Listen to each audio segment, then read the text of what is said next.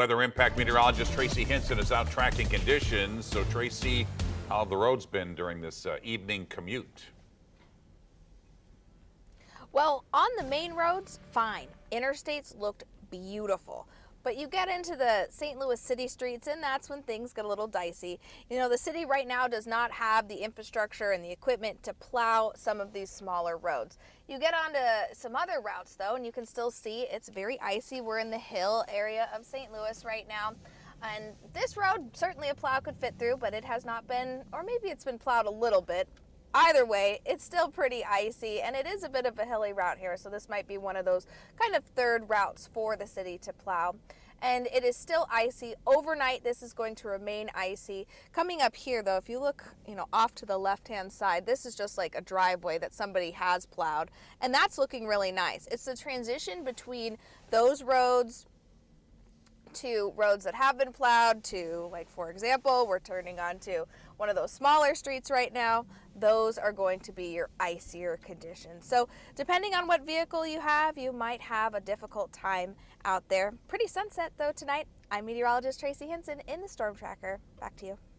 Winter arrived in full force in Noblick, a town in southern St. Francis County that's about 80 miles south of St. Louis. Our Megan Kernan shows us how residents rolled up their sleeves and tackled the snowy challenge.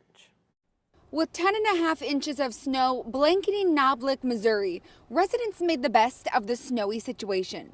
All right. The general store was closed, but the post office remained open. Dion Davidson, the postmaster in Farmington, shoveled sidewalks just so people could get their mail. We're making sure the residents here at the local community get their mail, like I said, and get their mail delivered to them. So they've got several that's got a post office boxes rented here.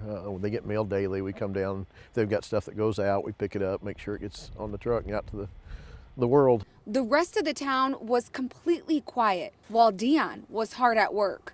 Doing their job in any weather condition, he says it's what they do at the post office. It's just stuff we deal with. We learn to deal with it over the years. It's kind of what we do. We've had quite a few customers come into the window, like I said, making sure they get their packages out. They do a lot of the eBay and the shipping, that type of thing.